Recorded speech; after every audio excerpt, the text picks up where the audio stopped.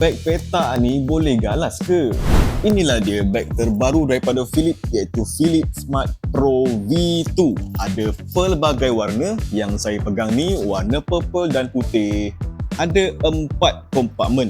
Yang pertama ada di bahagian depan, zip untuk barang-barang yang tipis-tipis, tempat kasut ataupun tempat letak baju kotor.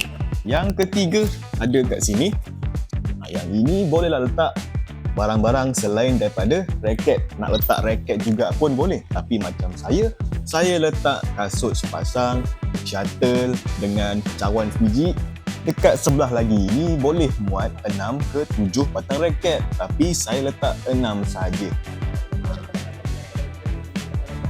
Lupa masuk beg satu lagi. Apa kata kita cuba masuk lagi satu dekat sebelah lagi ni. Kita buka, kita keluarkan balik, kita masukkan dan susun semualah. Kan jadi masuk semua ngam. Beg ini boleh dibimbit macam ini. Dia ikat pakai velcro. Lepas tu kalau bosan bolehlah buka zip rahsia dekat belakang ini dan keluarkan dia punya tali untuk galas. Nampak? Bila bosan-bosan bimbit je kan, boleh galas pula. Kalau bosan galas, bolehlah buat macam sling bag. Dari segi material, untuk bag ini mempunyai material yang kalis air. Okay, sesuai lah. Kalau rasa peluh ke, banyak-banyak peluh ke apa, dia taklah basah sampai ke dalam.